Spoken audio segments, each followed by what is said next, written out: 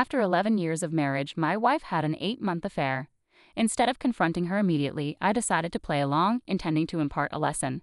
To cut a long story short, I had been married to my wife for 11 years, and we have 2 kids, aged 11 and younger. For 8 months, she had an affair, and I discovered it 3 months ago. I didn't confront her until I had gathered solid evidence, including video footage and a separation agreement from a reputable lawyer, which I secured about 9 months ago.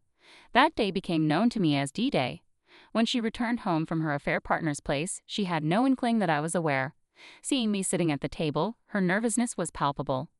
I asked her to sit down for a conversation, completely emotionally drained and resolute that divorce was the only path forward from the moment I first learned of her betrayal. My wife, clearly panicked, asked, "What is this about? You're scaring me." I replied, "I'm not here to discuss your infidelity. I knew everything. I'm here to finalize our separation and divorce." I placed my wedding ring on top of the folder containing the separation agreement and pushed it toward her. She broke down, begging, apologizing, and pleading, but I dismissed her attempts to reconcile, saying, "I love you." I then told her, "You've hurt me more than I've ever been hurt by sleeping with other men because you love me so much." After a couple of hours, I told her to go to a hotel and that we would continue the discussion the next day. I warned her, "If you don't sign the separation agreement, I will disclose everything to everyone today." Although I knew the agreement was signed under duress, I just wanted the situation to end. She eventually signed it and left, and I received messages and calls throughout the night. I responded occasionally with one-word answers, mainly saying, "I will not read this message," or "talk to you until tomorrow afternoon." The following day, the gravity of the situation hit her hard. She pleaded for another chance, suggesting marriage counseling and promising to do whatever it took. I reluctantly agreed that I would file for divorce on Monday, but gave her a 90-day window to convince me that ending our marriage was a mistake.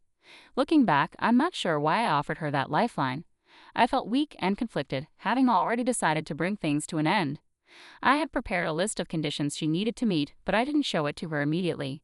Instead, I made it clear that the list existed and that unless she adhered to it completely, our contact would be limited to matters concerning the kids, and divorce would proceed without hesitation. I stressed that even if she met every condition perfectly, it wouldn't guarantee reconciliation. My trust in her had plummeted to rock bottom, and my love for her had all but disappeared. She had shattered what we once had, and the only reason I considered giving her another chance was for the sake of our children. Once again, I found myself unable to follow through with my decision. The list I gave her was detailed and stringent. 1. No lies, She had to document everything about her affair, how it started, what she believed gave her the right to betray me and our children. Any omissions or attempts to sugarcoat the truth would end any chance of reconciliation. 2.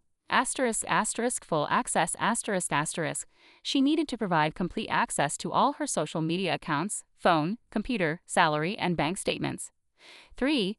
Location reporting, She was required to report her whereabouts and activities at all times. 4. Individual counseling. She had to attend counseling 2 to 3 times a week to understand her decisions before we even considered marriage counseling. She agreed to this and also gave me access to her counseling records. 5. Face-to-face with AB's wife, She had to meet AB's wife, reveal everything, hand over all evidence, and be willing to testify in court if needed. Initially, she refused, claiming she couldn't do that to him. I pointed out that she had chosen AB's feelings over her own family's well-being. If she didn't comply, our attempt at reconciliation would be over, and I would tell AB's wife myself. If she couldn't own up to her actions, there was no hope for us. She eventually agreed and met with AB's wife. The encounter was brutal. AB's wife slapped her, kicked her, pulled her hair, and screamed at her. My wife endured it all without retaliation. I did nothing to intervene. Afterward, she had some cuts and bald patches from the ordeal. I also revealed to her that AB had been seeing another woman in addition to my wife, showing her the evidence from the private investigator I hired. I must admit, there was a part of me that found a twisted satisfaction in seeing her pain when she realized she was just another conquest to him. She was also required to explain her actions to our children, detailing what had happened and what the likely outcome for our family would be. She had to confess to everyone in our family and to our friends. I had an affair for 3 months. I lied to her face, sneaked around, and formed a deep emotional bond with another woman. I needed her to understand the humiliation and pain she had asked me to forgive. She needed to grasp that we risked me falling in love with someone else and leaving her for my affair partner. After 3 months, I would reveal everything truthfully. Point 7 was especially difficult for both of us. I would sneak around, acting as if I was cheating. I had Tinder installed and would make sure she saw it occasionally, think I was texting someone secretly. I'd go out and be gone all night, sometimes for entire weekends. In reality, I wasn't seeing anyone. I just stayed in hotels, rented cabins, and Airbnbs, mostly getting drunk and crying. My wife's anxiety increased with each passing day, and I felt terrible too. I despised what I was doing. I could barely carry on with the pretense, and she seemed to handle it with unsettling ease. This was the hardest part for me. I had intended to show her the depth of what she had asked me to forgive, but instead, I discovered how truly horrible one must be to inflict such pain on another person. My wife and I have started marriage counseling, and she's showing progress, while I'm struggling more. Some days are harder than others, and I keep the divorce papers ready, though I haven't signed them yet. I'm not entirely sure why. We haven't been intimate or particularly close, but we're not fighting anymore, which I suppose is a form of progress. She's very apologetic, and I know we have a long road ahead. Our future remains uncertain. I still can't get past the intense pain I felt when I was pretending, while she seemed to handle it so easily. I can't see her in a positive light. She feels like a monster to me. I wish I had ended things the first day, but now that I've let things drag on, I wonder if I can ever move past this. I've forgiven much, but this part remains a barrier. Last night, my wife and I stayed up discussing the post I shared yesterday. Here's an update and some reflections. We both know our chances of success are slim, and it might take years to get through the worst of it, but we agreed this morning to commit to trying. She was deeply hurt by some comments, but we managed to have a real conversation, even though we don't always succeed at that. To those who spoke in absolutes, it's crucial to understand that being in the midst of this is entirely different from observing it from the outside. Nothing is clear or simple. Emotions are overwhelming, and just deciding to face a new day can feel almost impossible. To illustrate how challenging it is to think clearly and make good choices, I'd offer this analogy. Imagine you're standing on top of a mountain with a clear view of the horizon in all directions. You know who you are, what you want, and where you're going. Now imagine being pulled from that peak, shoved into a dark, sealed coffin, and spun around so fast that all your blood rushes to your legs. You're almost passing out, struggling to think, feeling nauseous and dizzy, and the urge to vomit is overwhelming. That's the closest I can come to describing the trauma my brain has endured. Naturally, I'll make some bad choices in such a state. I think anyone would.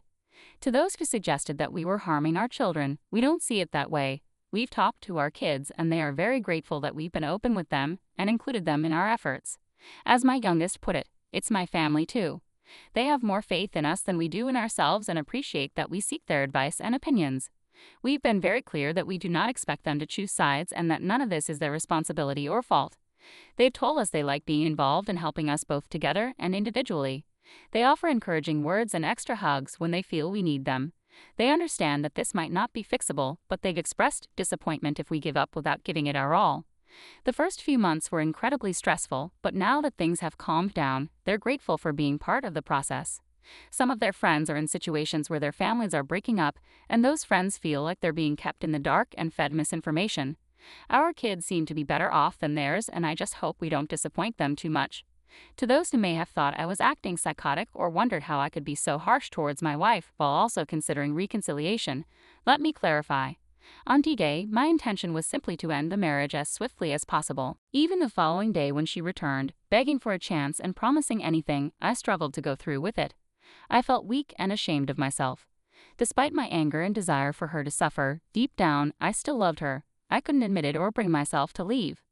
After some contemplation, I formulated the list of demands. I never expected her to agree to such stringent terms or to take the steps she did, like confessing to the affair to the other person's spouse and disclosing everything to our children, families, and friends. I certainly didn't anticipate her standing by me during what I pretended was a revenge affair. Honestly, part of me wanted her to give up, yet I also wanted her to endure some pain. I believed her suffering would somehow make me feel better, but it didn't. As she fulfilled every task I set, I could no longer deny her sincerity, her desire to rebuild our relationship, and her regret for what she had done. I've been searching for a reason to walk away or to make her leave, and at times I've been cruel and unleashed my fury on her. She has endured it all without justification. She once told me she's never been afraid of me, but I'm uncertain. She insists she knows I would never physically harm her, but I fear I've come close on occasion. I pray I never cross that line and cause lasting harm or worse. To those who asked about her reasons for the affair, we've come to understand that she felt stagnant and trapped in our life, which had become too safe and comfortable. Her best friend's death deeply affected her, leaving her vulnerable to a manipulative individual who knew exactly how to exploit her emotions. She now feels deceived and struggles to reconcile her actions with the person she thought she was. We've also discovered that this was a pattern with her affair partner. He had been cheating on his wife with 2 to 3 women before they even started dating, and we later learned he has 2 illegitimate sons. As for me, I hadn't fully committed to reconciliation. I'm a tough person capable of enduring and dishing out pain. I convinced myself that if my wife suffered enough, I'd be able to walk away if I found a good enough reason. I was wrong. I've been searching for reasons to avoid getting close to her again. I was deeply wounded and afraid of being hurt again, which has hindered our progress. She has been the only one fully committed to the effort. Several people asked if I'm as good at giving love as I am at inflicting punishment, and the answer is no. But I am working on it now. I have forgiven her, but I've kept her at a distance while searching for a reason strong enough to overcome my love for her so I could leave. From now on, I will make a genuine effort to reconcile. If we fail, but I will give it my very best try, even if it means risking getting hurt again. Many people have condemned my wife, while others have pointed out that she is just human and made some bad choices. Currently, I am bearing the consequences of her actions, a role I never wanted. I've reflected on this a lot. I make mistakes too. I act irrationally and can be very cruel to her at times. My attempts to punish her have often driven me mad with hatred and anger, and I've lost control. She made bad choices and lost control, just as I am still doing. We are both human, and I need to find ways to move past this together. I will step down from my high horse and strive to be 50% of this relationship, contributing equally to our efforts to work things out. After D-Day, my wife accepted that I was dead serious. There was no place to hide, no forgiveness, and her chances of saving our family seemed slim, but she was determined to try anything. It's now clear that she never truly loved the affair partner. She loved the thrill and fantasy of it all. She told me she is grateful for my unyielding stance. It pulled her out of the affair fog, forced her to confront reality, and helped her focus on what truly mattered. She felt her punishment was justified, and it helped her avoid hating herself as much. She has thanked me repeatedly for not letting her off the hook and for pushing through.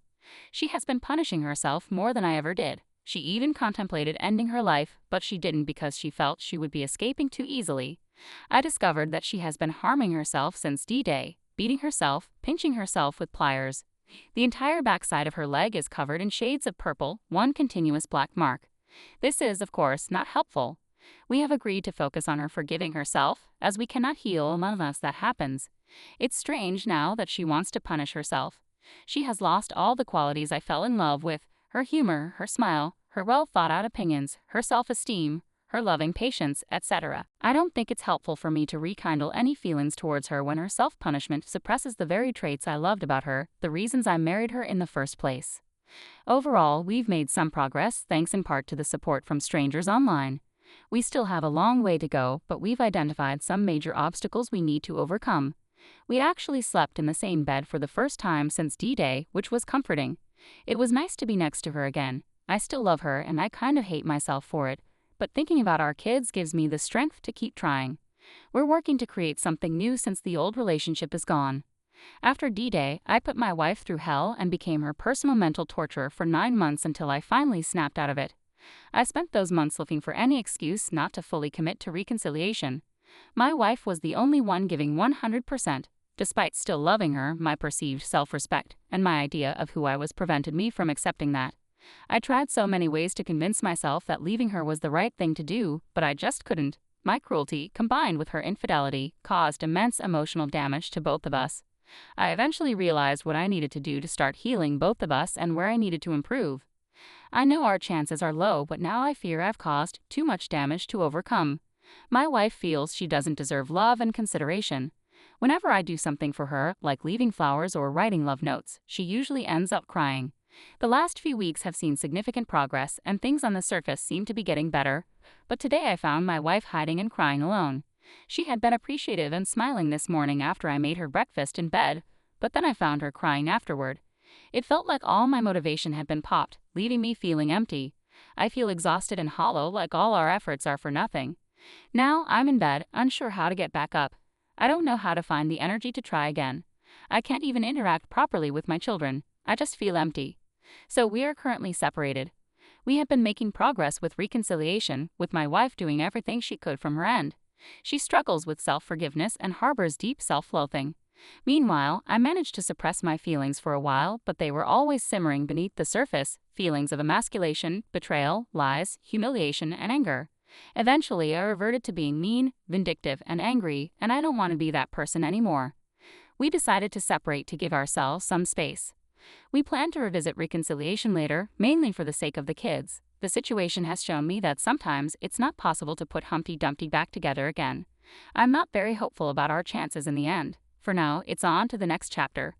Story 2. Ex-wife. She promised we would spend our entire future together, but then she cheated on me, so I ghosted her and started living my best life. Hi, this is my first post here. After reading many stories, I felt it was time to share mine. I'm a 31-year-old man, and I've been with my soon-to-be ex-wife, 28, for 7 years, married for 5. We never planned to have kids due to our job specialties, but we had many exciting plans for the future and always agreed on our life goals and directions. In February, she started a new job and met a coworker, a 38-year-old man. After 2 weeks of indoctrination training, she came home and I noticed she was texting this guy a lot. I was never a jealous person, and I knew she had always worked in a male-dominated industry. I trusted her completely and never questioned her loyalty or boundaries. However, I noticed she was texting this guy more frequently, and I brought it up twice in March. She assured me he was just a friend, someone she had a lot in common with, including their shared Christian faith, so they talked a lot about the Bible. I'm not religious, but she said she would stop talking to him if it made me uncomfortable. Knowing they were scheduled for more training at the end of March, I figured there was little I could do, so I didn't push the issue. I asked her if she was happy in our marriage or even before this whole situation started. I always checked on her, asking if there was anything I could improve or if she was okay with our relationship. I never received any negative feedback. Even up until mid-March, she was still telling me I was the best thing that ever happened to her. Fast forward to the end of March, she was heading to another job training location for a month. Initially, everything seemed fine, and our interactions were normal. However, after the first week, we began to fight more frequently. I have to admit, part of it was my fault. I was dealing with some personal issues and was quite emotional, but I also felt like she was becoming distant and expressing some strange ideas about the future that didn't sound like her, which made me uneasy. We rarely argued before April, and I can't even recall our last major fight before then. I felt bad for arguing with her during her training because I knew how important it was for her. Our conflicts mainly stemmed from her not maintaining clear boundaries with the coworker, and I was certain he was pursuing her. Eventually, she mentioned needing some space and time to think about our relationship and future. She told me she still loved me, but things weren't the same anymore. I was very confused, but I respected her need for space and gave her time, as I didn't fully understand what was happening. A few days later, she brought up the topic of divorce over FaceTime. My world collapsed when she brought up the divorce. At that moment, I had no clear idea of what was happening, but I had a gut feeling she might be leaving with someone. When she returned home, I went to the airport to pick her up, and I immediately sensed that she wasn't the person I knew. She wouldn't even give me a hug after being apart for a month and a half. She came home but didn't unpack her luggage. That first night, she looked me in the eyes and told me she wanted out. She wanted a divorce and no longer loved me. It was incredibly painful, but I clung to the hope that maybe my emotional struggles and our arguments had disappointed her, and I was trying to find a way to fix things. The next day, she suddenly acted differently. She claimed she wanted to clean the house and create some nice memories for the last few days before she left. It sounded strange, and I felt she was hiding something, so I decided to check her phone for the first time in 7 years. I discovered that before she returned, she was already in a relationship and had signed a lease with the guy to move in together. Just a month and a half had passed since she left home. By the end of March, she had told the guy she was willing to give up everything for him to start anew. I still feel terrible about going through her phone. It was something I had never done in our relationship, and I felt like I had crossed a significant line. At the time, I decided to take screenshots of their conversations and pretended nothing had happened, just to see how far she would push her lies. For the next few days, I kept asking her questions about her relationship with this person, but of course, I never got any truthful answers. That night, I finally reached my breaking point. I started questioning her more aggressively, and she began blaming me for all our issues, insisting that my problems were why we could never be together. She continued to lie even as we argued heatedly. Eventually, she decided to leave that night. Once she was gone, I sent her all the screenshots I had taken and told her I already knew everything. I had just been trying to see how far she would go with the lies. She claimed they only started their relationship after she mentioned the divorce, so it wasn't technically cheating. She also told me she had been wanting out for a long time, just waiting for the right moment because I was too controlling and abusive. Seeing her leave, knowing it might be the last time I see her, was incredibly hard. Until the very end, I was just asking her to be honest and to give our marriage some respect. She had been the greatest wife for 7 years, and I didn't understand how she could have changed so drastically in such a short period. That still leaves me with a lot of confusion and questions. I know all the past love she had for me was real, but how could that just disappear like that? Shortly after she moved out, I hired a lawyer and filed for divorce. She said she didn't want any of the things I bought her, the house, the cars, or any spousal support or money. She just wanted out. I didn't really want to make this decision, but I couldn't afford for her to change her mind, so I acted quickly and got the paperwork signed. It has been 2 months since the day she told me she wanted a divorce. I'm doing a lot better now and focusing on building a new life and becoming a better person. I know I'm not perfect, and our relationship wasn't perfect either, but the idea that she could leave our marriage, start a new relationship, and move in with him within just 2 months has been incredibly painful. What hurts the most are the memories we shared, the things we built together, and the plans we had for the future. I may never understand why everything changed so quickly because she met someone new and everything went downhill. Asterisk asterisk recipe for failure asterisk asterisk. If something doesn't make sense at the end of a marriage, and you end up with nothing, it means she feels you deserve it, and she feels guilty. It's her acknowledgement that you're not to blame, even if she insists otherwise. Final update. Okay, I know it's not exactly 6 months from when I posted, but it has been almost 6 months since my world seemed to collapse. With our official marriage termination date approaching, I want to share some reflections on this journey of recovery. I've been really focused on myself and thriving ever since. I've traveled to some incredible places: Hawaii, Amsterdam, Vietnam, Taiwan, Australia, Norway, Germany, and I have another trip planned to Korea with maybe one more destination to be decided. My job is going well and I feel secure and established in my career. I've been hitting the gym 5 times a week, eating well, and experimenting with new recipes.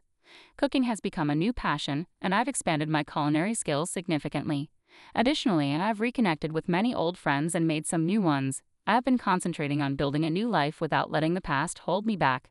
Do I miss her from time to time? It would be a lie to say I don't. Do I still think about what happened or the dreams we had?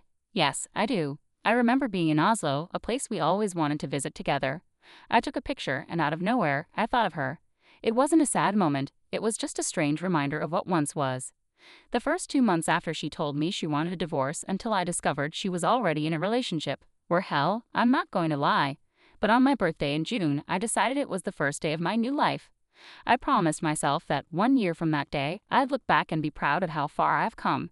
It's gotten a lot better, and I think about everything less frequently now. Even when I do, it's not as painful as it used to be. It took me a while to forgive myself, and I've even realized that I've forgiven her and the other person as well. I don't feel hate or anger towards them anymore. In fact, I wish them the best and hope their relationship thrives if that's what they truly wanted. I had a lot of hate and wished bad things on them, hoping their relationship would fail, but I recognized how unhealthy that was. It was only holding me back from becoming a better person. At the end of the day, I don't want that to happen to anyone. I'm not perfect, and there were things I could have done better in that relationship. I've learned from those lessons and moved on. I also realize that true acceptance means nothing about her bothers me anymore. I feel somewhat normal now.